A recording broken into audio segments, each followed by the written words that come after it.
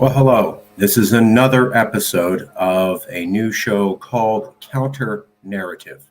It's a different show than many of the other shows that I've done. It's not related to the topics of secession. It's just about taking media narratives and pointing out when they get it wrong. The point of the show is not to push a particular agenda. It's not to say what's right or wrong.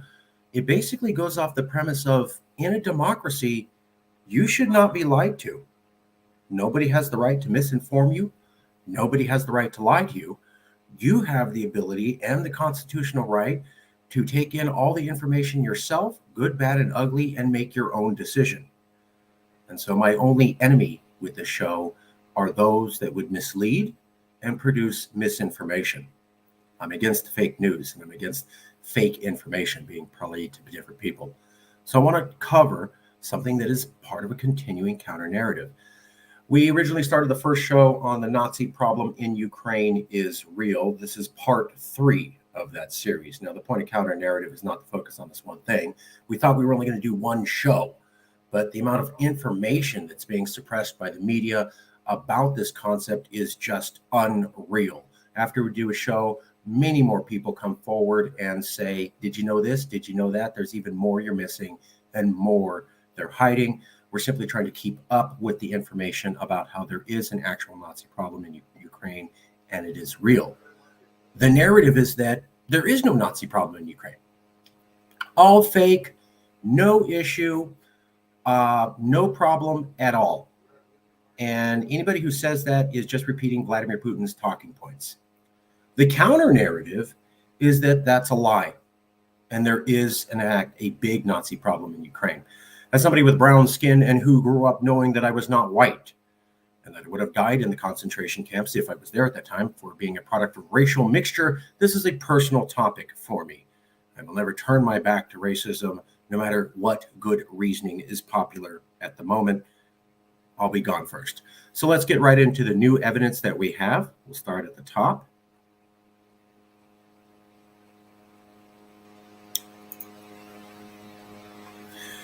So I'm going to go over some newspaper articles, but basically this is what they're going to show. Amnesty's report, however, indicates Kiev's loose regulation on the volunteer groups and its members act with virtually no oversight or control. That's from Newsweek, and they're talking about the Azov Battalion. Now, we were told that the Azov Battalion was brought into the Ukrainian military, and so therefore it was being regulated. But this article from Newsweek seems to say that they're allowed to do kind of whatever they want with almost no exercise of control. One of our earlier episodes, we pointed out that another reporter had said the same thing. Yeah, technically these guys on paper are in the Ukraine military, and maybe technically that means they'll be policed, but they're allowed to operate virtually autonomously. You're going to see more reports about that. That is a contradiction. The narrative is that the Azov Battalion and the far-right groups who are Nazis have been brought into the Ukrainian military, and therefore it's been controlled. The counter narrative is that on paper that's true, but they're largely able to do whatever they want, including their bad ways, as they've had before. We're also going to be looking at this. The Azov Regiment, US-based individuals have spoken or written about how the training available in Ukraine might assist them and others in their paramilitary-style activities at home. That's from West Point. The United States Military Academy said exactly what I had said in a previous show. The Azov Battalion is basically the white supremacist ISIS, and they should be treated as such. Let me show you those references right now, just so that we can get into the show.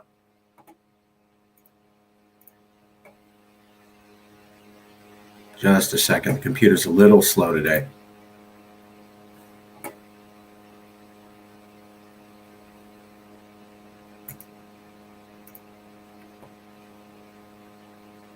Okay.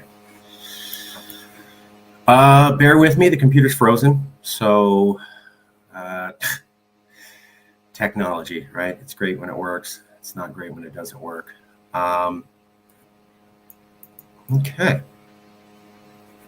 So, there we go.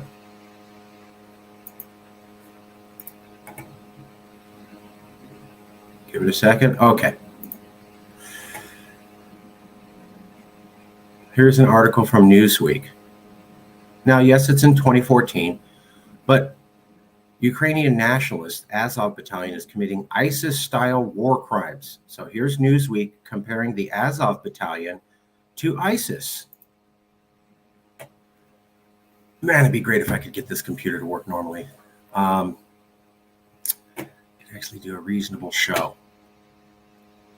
Wow, it is all sorts of slow today. I'm sorry, we're having real slow computer issues, so it's kind of slowing up the whole show. There we go. So here you go. Combating Terrorism Center at West Point, that's the U.S. military, in April 2020. So that's only 2 years ago. This is by West Point. And here we go. The nexus between the right-wing extremists in the United States and Ukraine on page 30.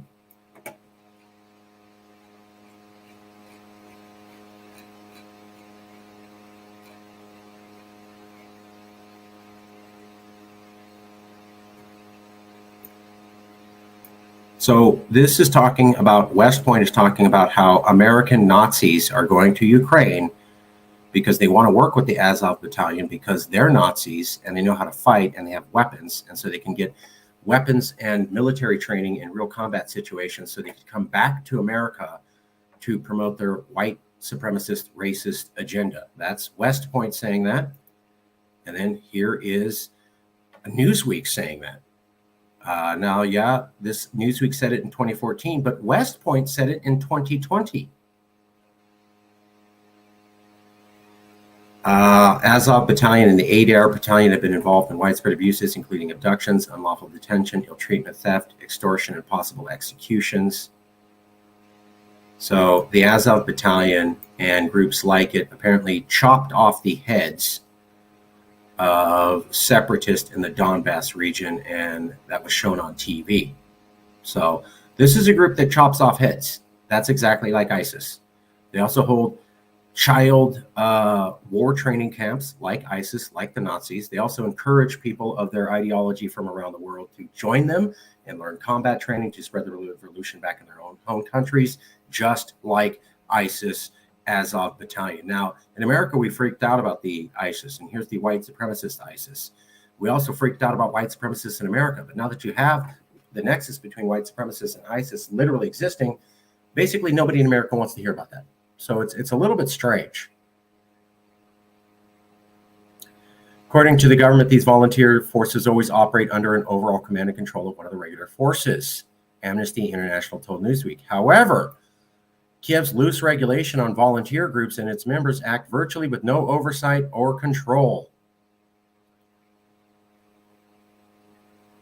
Azov Battalion seen with neo-Nazi party flags. So you get the idea. It's not good. Now here's another article from the Jerusalem Post. Western countries training far-right extremists in Ukraine. This was published last year. And what they're talking about is something that we covered on this show. Canadian, the US, France, and UK Western countries have helped train far-right extremists in Ukraine. At George Washington University. George Washington University is not a Russian university, and it's not founded or sponsored by Vladimir Putin. And what it's saying is that America, Canada, France, and the UK are knowingly training and providing weapons to white supremacists. We saw a picture on a previous episode of Counter Narrative of a Canadian Special Forces member training the Azov Battalion. So we literally seen photos of this. Now here's the Jerusalem Post, a newspaper out of Israel, saying that's a problem that Western countries are training white supremacists. And they said this last year. Just a few months ago, they said this is a problem.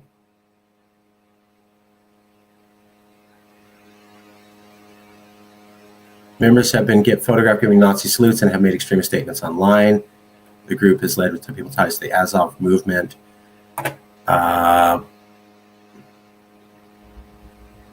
There's the Azov Battalion with their Nazi flags. Canadian Defense Attaché in Ukraine, Colonel Robert Foster, told IRIS that Canadian trusted Ukraine to screen recipients of Canadian training and that Canada would not entertain training extremists. We know for a fact that's a lie. That's a straight up lie. We've seen pictures of Canadian soldiers training Azov Battalion people. So the Canadian government is absolutely lying about that.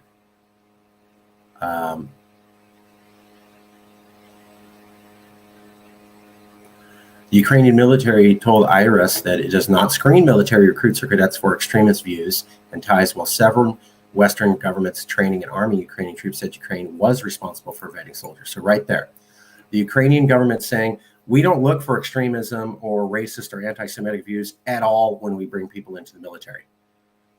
But don't worry, there's no racists in our military. And then the Western governments are going, well, there's no racists in the Ukrainian military because the Ukrainians screen for that. But the Ukrainians are saying, no, we don't. And the Jews are saying, well, that's a problem. Western governments sound like you're saying the Ukrainians are screening for that. The Ukrainians are saying they don't screen for that. And now we have pictures of you guys training white supremacists. Okay. Here's another one. From Jerusalem Post, also January 2021. Far-right protesters in Ukraine demand Israel apologize for communism. So, after Israel's ambassador to Ukraine condemned honoring the Nazi collaborators in the former Soviet Republic, dozens of people rallied outside the Israeli embassy in Kiev demanding that Jews apologize for Soviet repression. So, basically, here you go. Let me show you this article.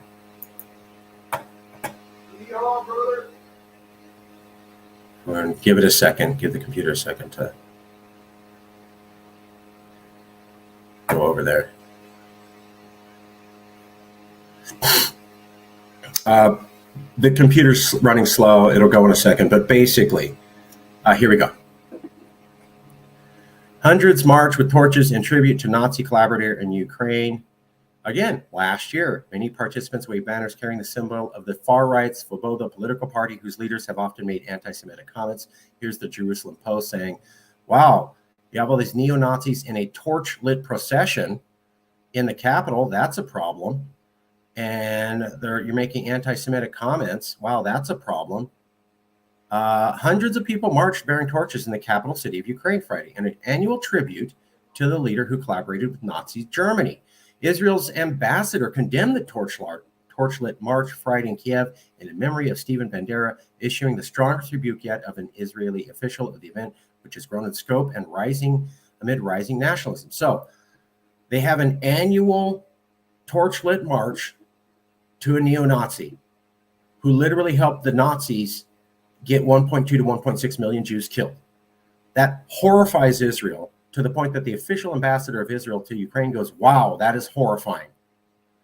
And the Jerusalem Post is saying, this ceremony is actually growing in scope. There's more people joining the celebration to support neo-Nazis in Ukraine, in the capital city. We strongly condemn any glorification of collaborators with the Nazi regime. It's time for Ukraine to come to terms with its past. That's exactly what I said in the first episode. Joel Lyon wrote on Twitter Saturday. Now, in response, here's what happened. Let me show you. The far-right activists called on Israel and the Jews to assume responsibility for the Holocaust against the Ukrainians, basically where the Soviet Union starved them to death in the 1930s. Joseph Stalin actually ordered that. However, some of the people that worked under Joseph Stalin and helped organize that starvation tactic against the Ukrainians were Jews, Jewish people.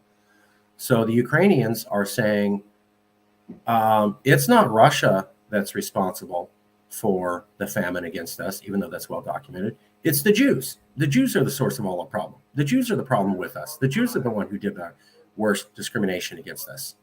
One of the biggest forms of anti-Semitism is when a country blames all its problems on Jews.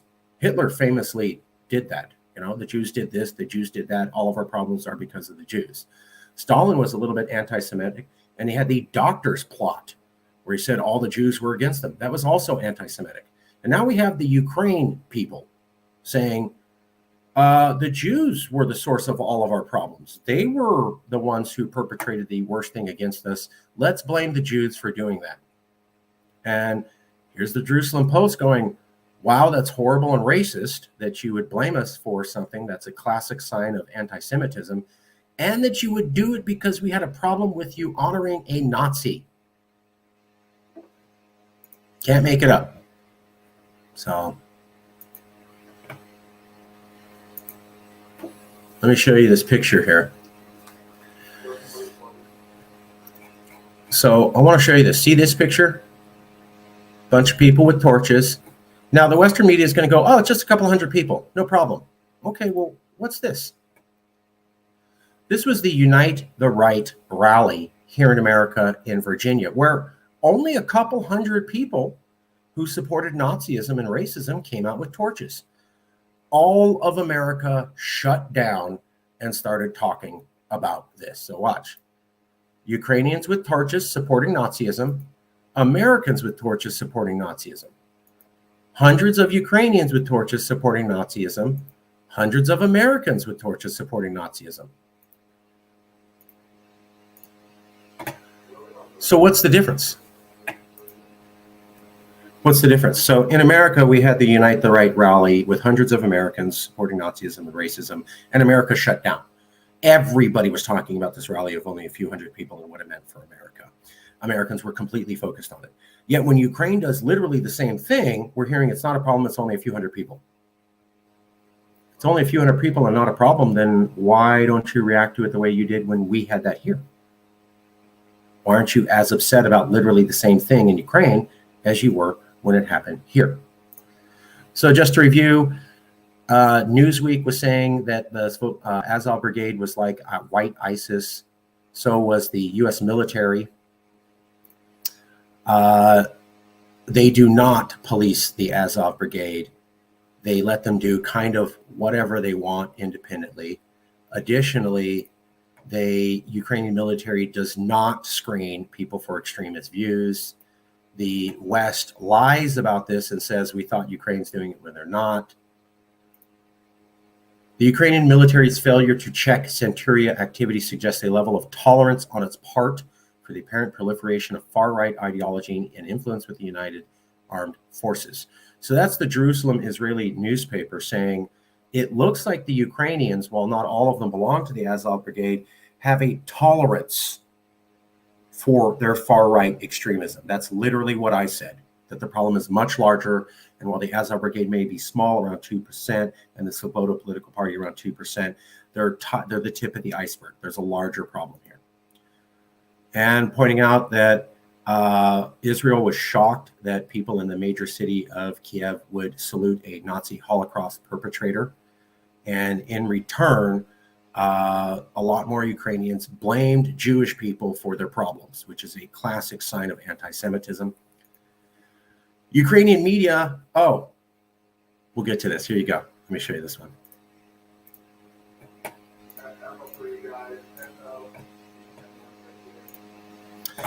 So here's another one. This came out recently. Ukraine's long persecuted Roma minority joins war effort. Members of the Roma community proudly serve in the Ukrainian army fighting against Russia, but some fear the discrimination that awaits them when the war ends. April 2022, that's now. So they're talking about, here's the Roma, and they're basically treated like garbage, and they live in the worst parts of Ukraine where there basically is no municipal services or infrastructure. The Ukrainian people largely have done nothing to help these people or the communities. They're persecuted and marginalized throughout history, but they're contributing to the war effort.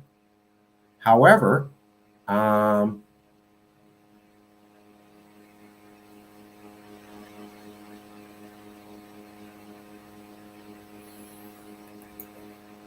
so here's the Roma, here subsistence settlements they built for themselves decades ago that have never been fully recognized or provided by the municipality. So they're basically outcasts in Ukrainian society because they're brown-skinned. The pattern of marginalization of this ethnic group who has brown skin is repeated in many Ukrainian cities. Social exclusion are common social prejudices that associate the Roma with crime. Just like in America, when you say, well, all black people commit crime, that's called racist. Well, in Ukraine, they say, well, all Roma people commit crime. But nobody calls them racist for doing that. Let's see.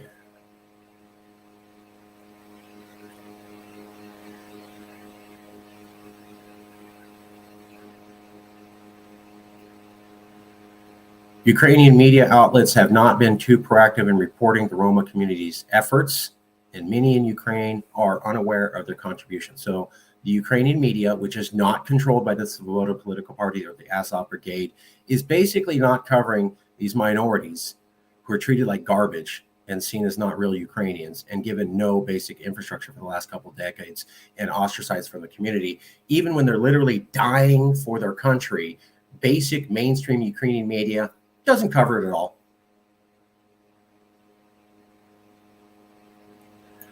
Now we're in to turn to poor community barriers to social integration remain and where the pace of change is glacial. Microsoft faults the Ukrainian education system for segregating Roma children into Roma-only schools and laments that so they don't even get to go to schools with regular Ukrainian children. The Roma brown-skinned kids are segregated in schools. That's something we call racist in America, segregated schools. Well, they actively do that in Ukraine, and they're still doing it now. See, there's something. There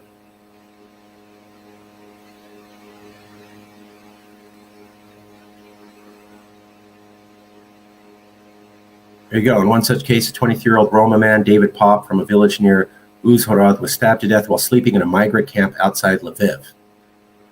The pattern appears to reassert itself 4 days after the Russian invasion. A group of non-Roma youth appeared in the Roma settlement in Telman, a few kilometers from Telman, with firearms, according to the Balog, and a second Roma source in Uzhhorod who wished to remain anonymous. So right after Russia invades, the Ukrainians go, let's go beat up on some ethnic minorities. And they killed them, and nothing was happened to them. Police attended the crime scene and arrested suspects, but what happened next is unknown, according to both sources. A gypsy died, so what? Balog said, referring to the wider society's view of Roma life. So they don't even care. Gypsy lives don't matter in Ukraine, and their communities are garbage, and they're assumed to be all connected with crime, and they live in segregated schools. Does that sound like America and how we treated black people in the 1950s? Well, they're doing it to the Roma today, but we're supposed to believe there's not a Nazi or white supremacist problem in Ukraine at this moment. Sometimes it's hard to believe that. Here you go. Here's some of the quotes. And one of the things I wanted to point out was in one of the early episodes, we talked about how there was a newspaper article, I believe it was from CNN magazine, that was talking about how the Azov Brigade beat up this Roma ethnic group in Kiev, the capital city, in front of the police who did nothing. So that's CNN going, wow, the Azov white supremacist brigade can beat up ethnic brown-skinned minorities in front of the official police in the largest city in Ukraine, and the police will do absolutely nothing about it. Here's how that article ended by saying this group is probably still going to be treated like garbage, even though they're dying in the war. All right, we're going to get to part 2. Give me a second to load up those references. I promise it'll be worth it.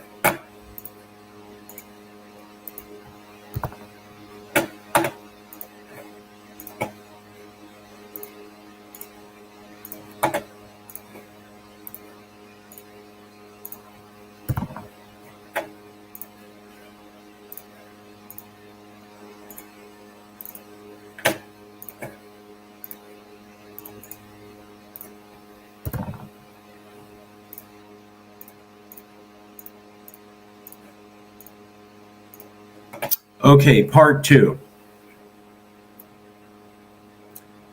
All right, let's just show you some of the sources.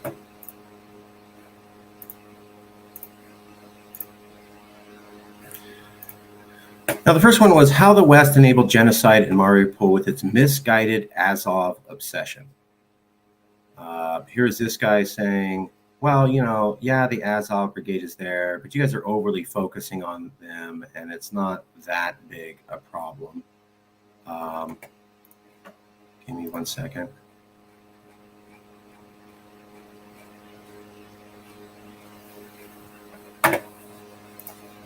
Right. Okay. So the reason I brought this up was that he makes this point here in that article.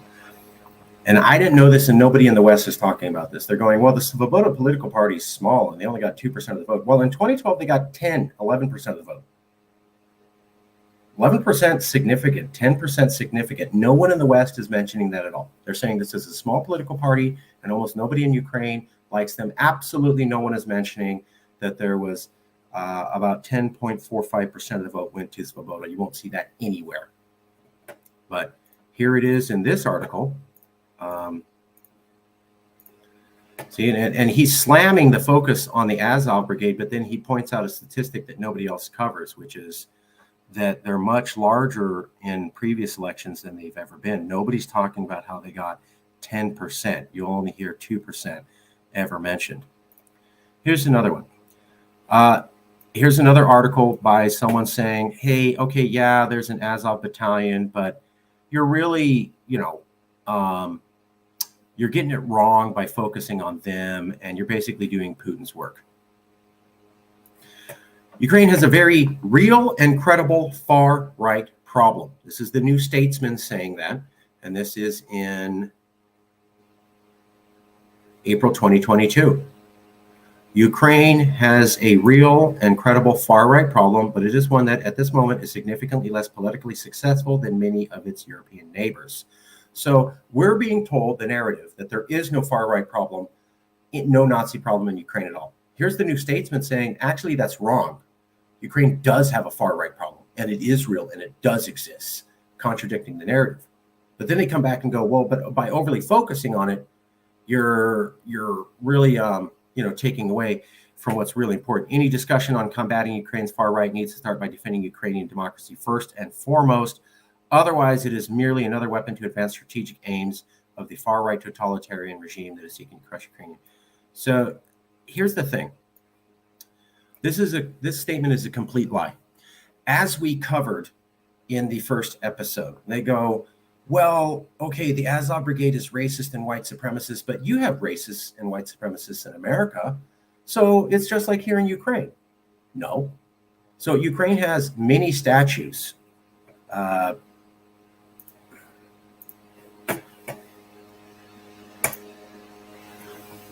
Ukraine has many statues celebrating the Holocaust in at least 30 cities across Ukraine. We have none at all in America or in these European countries. They don't have statues of celebrating the Holocaust. So right off that, they're not comparison at all. Nobody has Holocaust celebration statues in Europe or America, but they have 30 cities with them in Ukraine. Totally different. Secondly, in America, we are actively seeking out white supremacists to kick them out, and we're actively filtering recruits into the military to make sure white supremacists don't come in.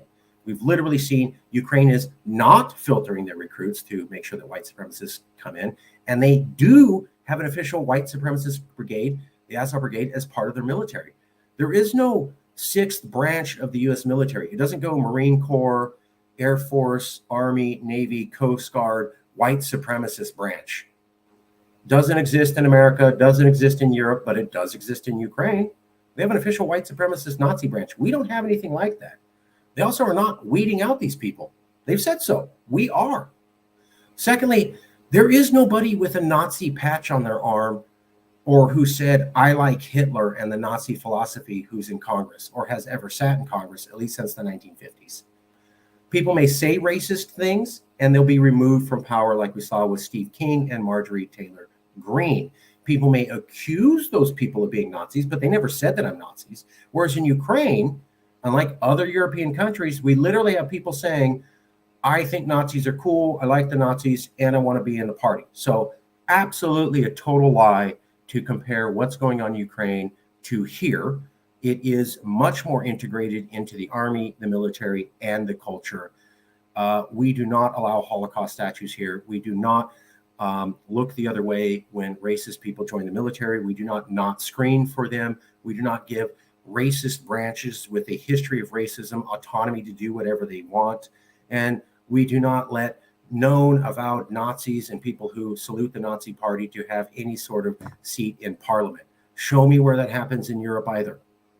It doesn't. This is another lie. So we can add this person to the other 3 professors we covered in the first episode who straight up lied to you.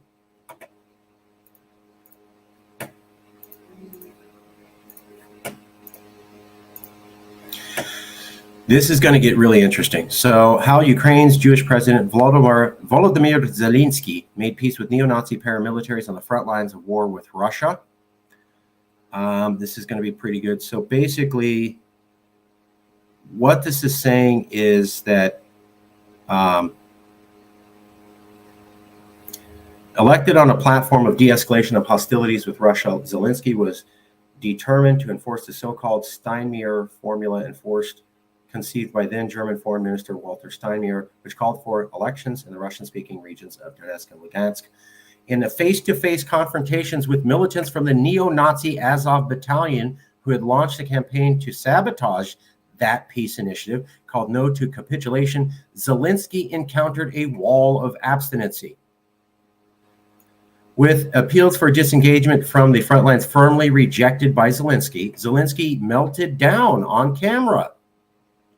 So what happens is Zelensky says, I want to end the conflict of the Russians in the Donbass. And then the neo-Nazi Azov Battalion shuts him down, says, no, we're not doing that, makes him melt down on camera, and then they get him to back up what he said. Zelensky became the target of an angry backlash.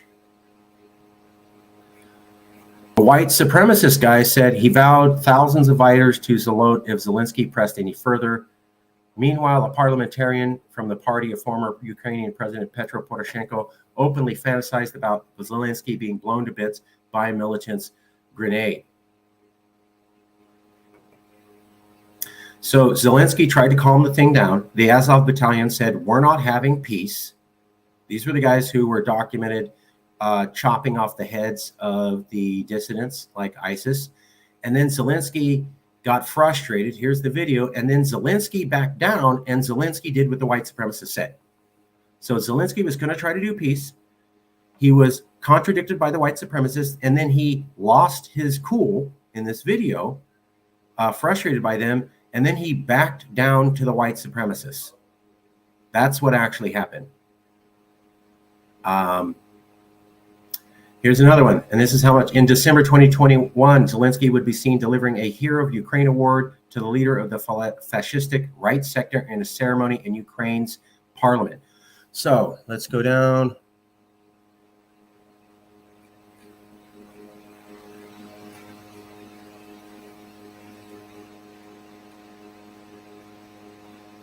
Here you go. So last year, that's Zelensky, the Jewish guy, giving an award to a far-right militant who's a fascist. And he did that recently, and he called this guy a hero. But we're supposed to believe there's not a far-right problem with Ukraine, even though the president is shaking hands and giving awards in the official Ukrainian government to a far-right sector commander who's been known to do atrocities. I told you guys that the way Zelensky, he might be Jewish, but the way he understands Nazis and the Holocaust is not the way that we do, and that's literal evidence. And this talk about there's not a far-right issue. Why is the president giving a hero award in the Ukrainian government to a far-right militant group if there's not a far-right problem and they don't have influence? And why is the president saying, let's have an agreement and peace with Russia, and then the moment he's contradicted by the Azov Battalion, he literally backs down and starts changing his notion within a few months. We had a guy on Bull Durham who pointed that out, and this seems to back it up. But it gets even worse. So let's go here. Right, so here's the West saying there's no Nazi problem in Ukraine because the president is Jewish, and it's ridiculous for you to say that. Here's a lot of other people who said that. But here's the thing.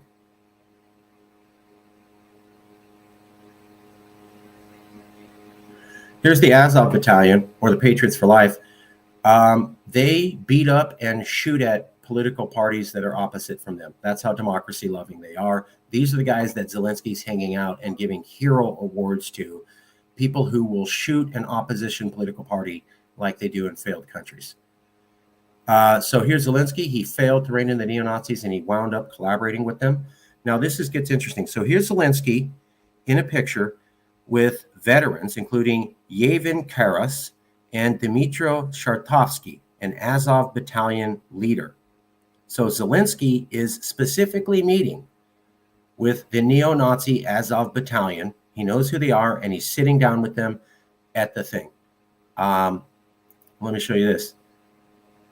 Here's Reuters in 2018 talking about how Ukraine has a neo-Nazi problem, and they had this Unite the Right rally. 600 members of the militia.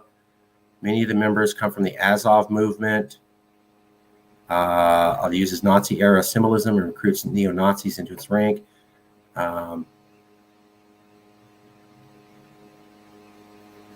So that's that. Now, who is the S-14 group? They are a neo-Nazi group. So, I'm sorry, I'm getting that. Yevhen Karas.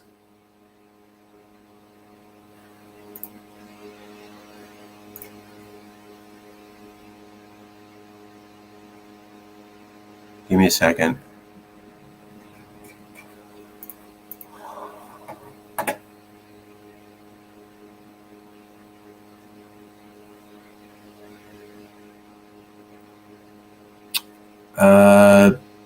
Let's just find him. Yevhen Karas.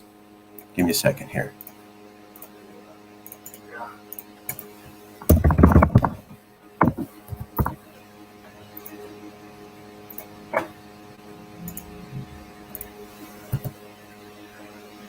Yevhen Karas, S-14 Ukrainian group.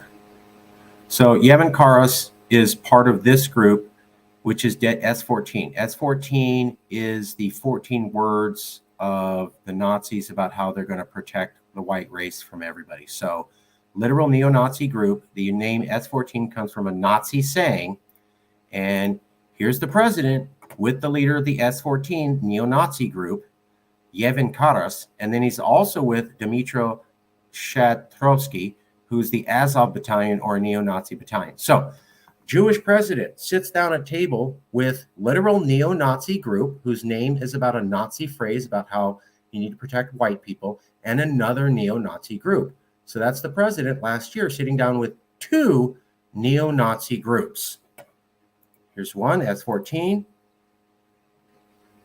And here's another one, Azov battalions, Dmitry Shatovsky. And remember, we're talking about how the West is trying to ignore the fact that Zelensky's hanging out with neo-Nazis. Well, look at this.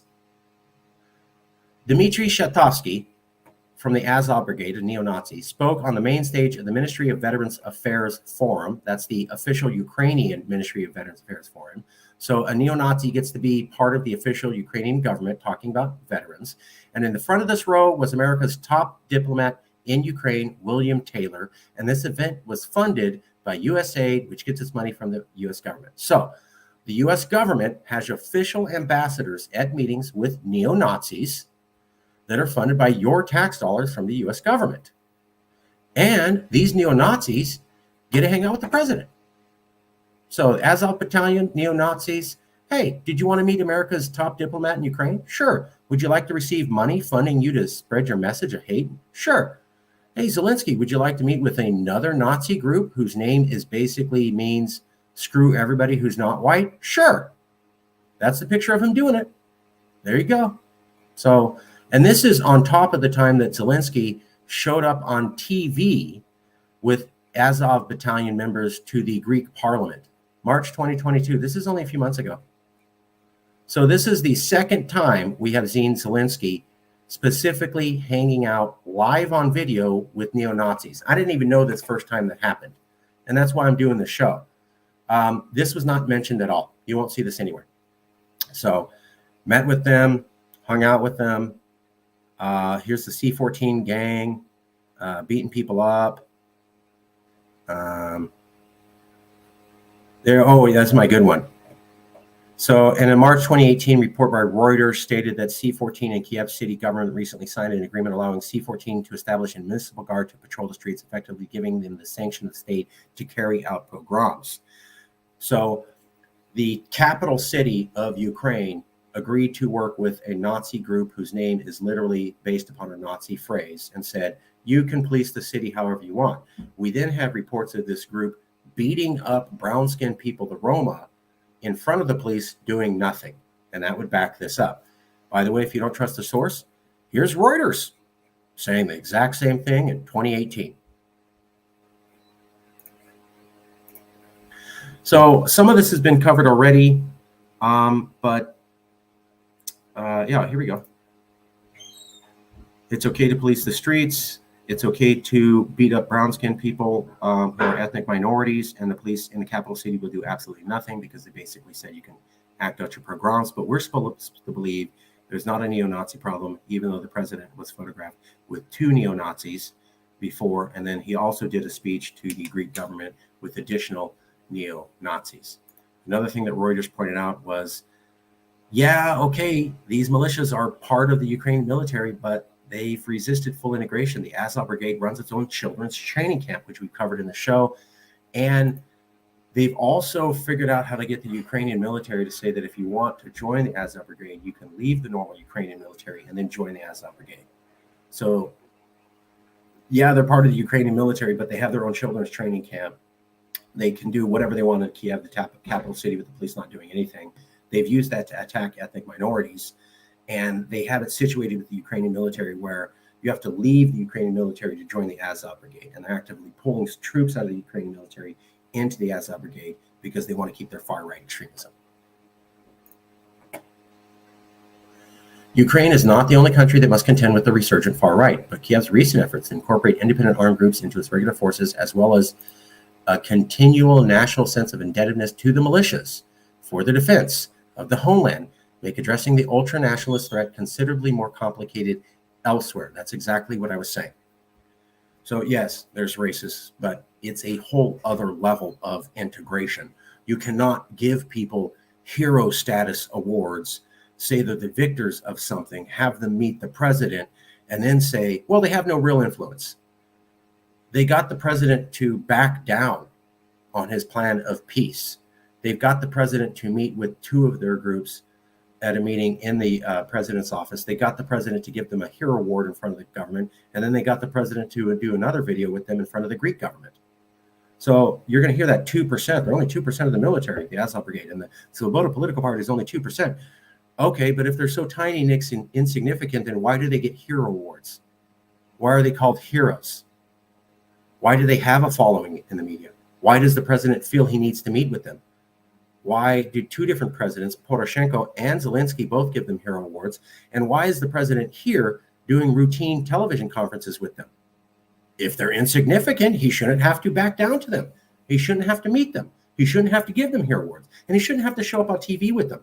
But he does, which sounds like they're not insignificant and a major influence. And we look at additional articles talking about how there's racism against all Africans in the country who are not white, and there's racism against all the Roma in the country who are not white, and that basically all Ukrainians participated in that, and that the Israeli government was horrified at the large-scale embrace across Ukrainian society for these ultra-nationalists and said that the problem was only getting worse. You can see the pattern. Again, none of this is mentioned in the news at all. Oh, here's another one. Zelensky defended Ukrainian footballer Roman Zolzuya against Spanish fans, touting him as a Nazi. Zolzuya had posted beside a photo of the World War II era Nazi collaborator, Stephen Bandera. So, Stephen Bandera was the guy who perpetrated the Holocaust. Roman Zolzuya, a Ukrainian footballer, said, hey, I love this Holocaust guy who did the Holocaust. He's great. And when Spain said, we don't like Nazis, what did the Jewish president of Ukraine do? He backed him up. Again, not reported in the news. Jewish president backing up guy who supports the Holocaust and Nazis. I don't see that anywhere in the mainstream media. But there it is. And he met with them. And he went on TV with them to the Greek government. And he backed down to them. And he gave them hero awards. So I get Zelensky's Jewish. I get these parties and these militant groups are maybe 2%. But the influence, impact, and tolerance of them is much larger. As I said in a previous episode, if you look at the IRA and ISIS, maybe 2-3% of the Sunni tribes of Iraq were actually in ISIS, but 40% supported them. And in the IRA, maybe 2 to 5% of the Irish people in Northern Ireland were in the IRA, but 60 to 70% supported them. And so what we're seeing is, here's 2% of the Svoboda political party, here's 2% of the Azov Brigade. That means that it's small. Does it? Or does it mean that the support for them is actually a third or 40 or 60% of the country, even though those people won't join it? The more we look into this with stuff that's not reported in the Western media, but is fact-based, it appears that Ukrainian society has a huge tolerance for the neo-Nazis, even if they won't necessarily be part of them. That's not reported in the news. Vladimir Putin was wrong for invading Ukraine. The Russian troops were wrong and committed war crimes for killing civilians. But misinforming people about the facts is not a Western value. Tricking people with propaganda, where you point the news in a particular message only to show your one side, is not a Western value. You shouldn't be doing that to us, and you shouldn't be doing that to us when you're trying to get us to support Western values. It makes you a total hypocrite.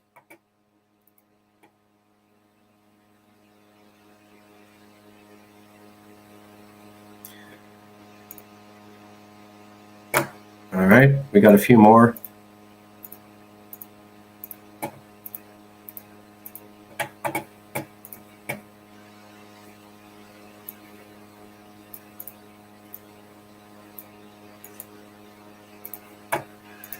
Okay.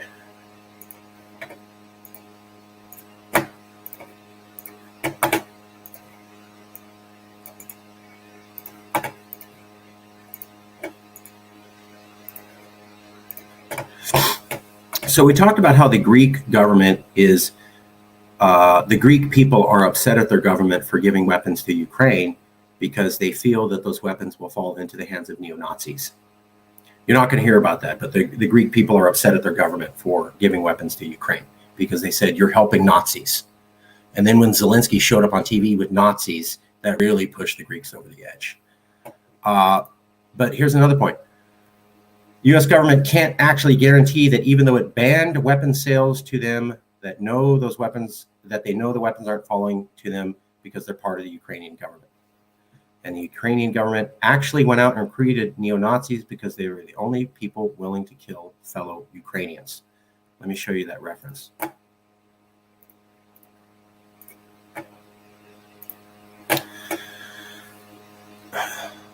Russia is using the presence of neo-Nazis in Ukraine as a pretext for war, but the West is sweeping it under the rug.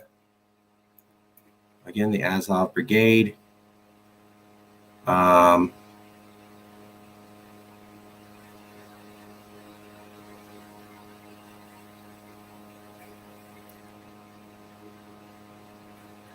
The West has opportunistically exploited and empowered the extreme right in Ukraine, first to pull off a coup amidst anti-government protests in 2014, and then by redirecting them to fight the separatists in eastern Ukraine.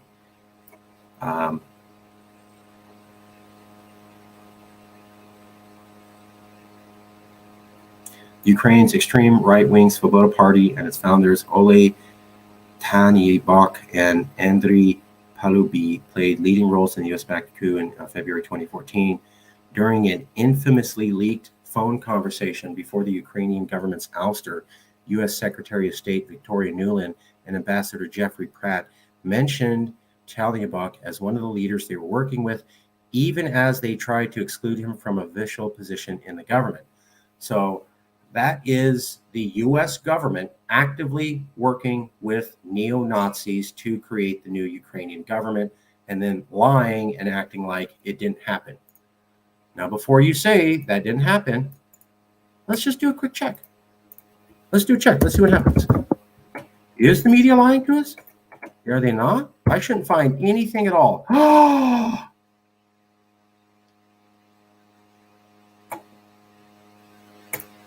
There it is. So here it is. There's the two U.S. ambassadors, and they are talking with mentioned Tally in the book.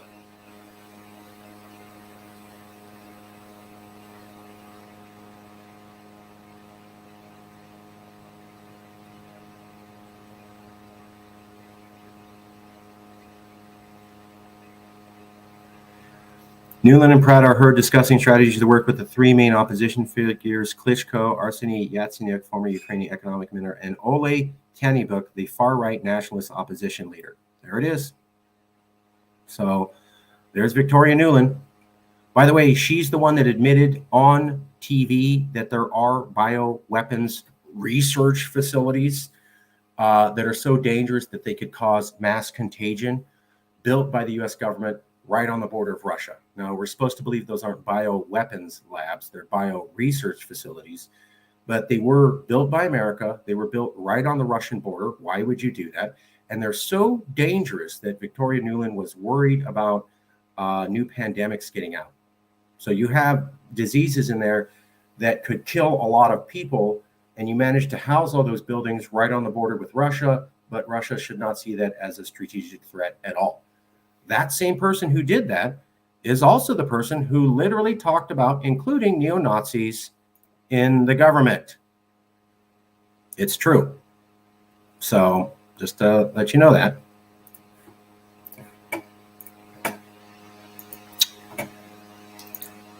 And this is my favorite point. The U.S. government can't actually guarantee that even though it banned weapon sales to the Azov Brigade, that it knows the weapons aren't going to them. So the government of America doesn't know that the weapons aren't going to white supremacists, which is why the Greek people said no more weapons to the Ukrainians. Again, you won't see that in the news here. And you're not going to hear about how the American government was actively working with Nazis in order to bring about the new Ukrainian government.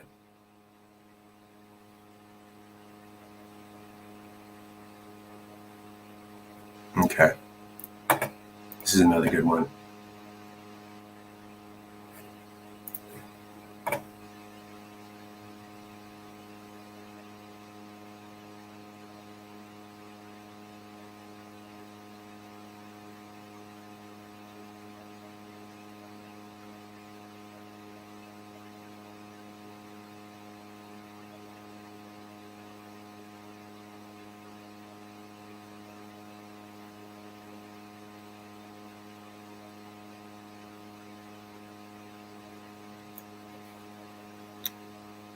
Well, look at that.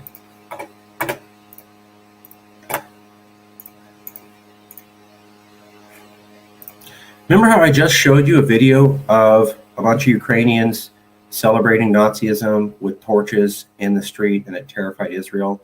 And then I literally compared that to the Unite the Right rally in Charlottesville with a bunch of neo-Nazis holding torches at night. Well, turns out, I mean, you can't make this up, some of the people who were in the Unite the Right rally literally went to train with the racist Azov battalion. So that warning that Newsweek gave in 2014 and West Point gave last year about watch out for racists in America and around the world traveling to learn racism and weapons training with the Azov battalion literally happened. And the example that I gave you about how we freak out about torchlit racist ceremony in America, but ignore the same things in Ukraine. Well, that guy was part of that too. You literally can't make this up.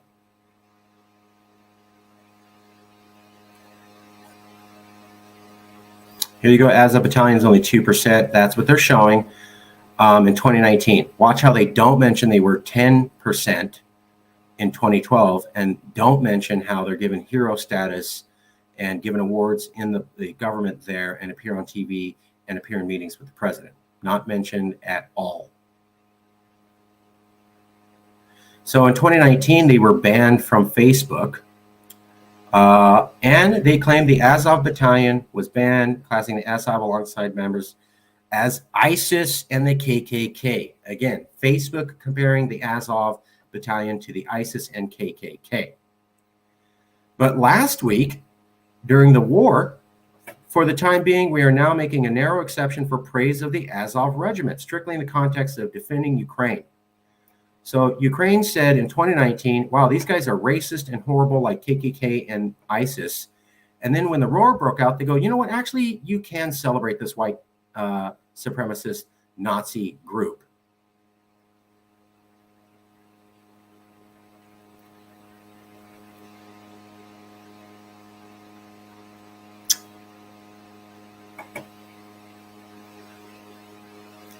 Azov Battalion members are real heroes, courageously defending. I think Azov is playing a patriotic role. So there you go. You can, Facebook called this group white supremacist ISIS and banned them. But the moment the war breaks out, Facebook literally walks back their ban and says, actually, you can celebrate these white supremacist Nazis. And it's cool. And then here's the US government literally working with them. And, you know, that's all facts. So again, additionally, stuff you're never going to see in the mainstream news. Let me see. I think there's one more.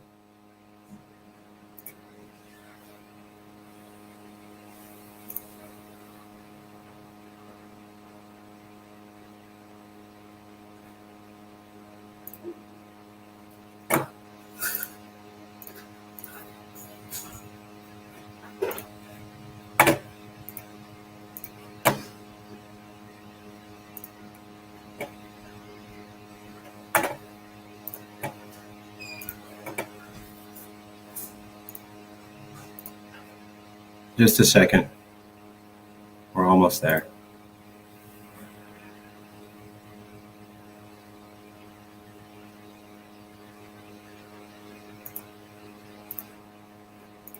Okay. And just to push the point that weapons are going to white supremacists and the West is downplaying this as a problem and downplaying the amount of support white supremacy and Nazis have in Ukraine, let me show you this article. For neo-Nazis, not the top of mind for Senate Democrats pushing for weapons for Ukraine. Top foreign policymaker Senator Bob Menendez couldn't say whether his bill would monitor where the U.S.-funded arms ended up. Some of the most influential advocates are neglecting measures to make sure they don't wind up in the country's notorious neo-Nazis. Last month, Senator Bob Menendez, Democrat of New Jersey, introduced legislation to give Ukraine $500 million for arms purchases and impose what he called the mother of all sanctions on Russia if it invades. The bill mandates a number of reports on U.S. defense equipment transfers and Russian intelligence threats, as well as the expansion of American news propaganda, but it makes no mention of reports to oversee whether U.S. weapons go to white supremacist groups like the Azov Battalion, etc. Last year, Representative Elisa Slotkin called on Secretary of State Anthony Blinken to label the Azov Battalion a foreign terrorist organization, saying it uses the internet to recruit new members and then radicalizes them to use violence to pursue its white identity political agenda. So that's a congressional representative, Elisa Slotkin, last year saying this group is bad news and they're a big problem. But the issue was not on Menendez's radar Wednesday. He told The Intercept that when asked if his bill includes monitoring provisions, it's not even something we're talking about. By Friday morning, bipartisan talks for a joint sanctions and weapons bill had broken down, frustrating members on Congress who want to seek to assert themselves into the foreign policy making process.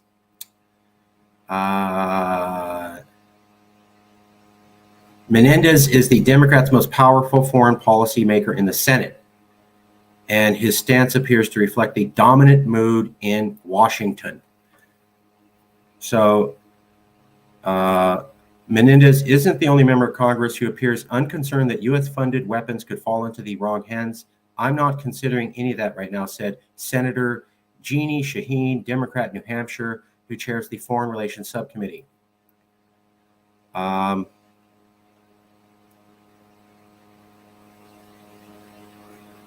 Past reporting shows the U.S. doesn't have sufficient procedures in place to track where its arms are going and prevent them from ending up with extremists, what's known as Leahy vetting.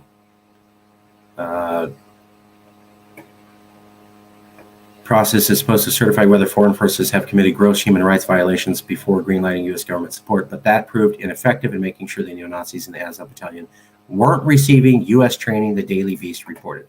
So we know American forces, literally our military, trained neo-Nazis. For a fact it happened.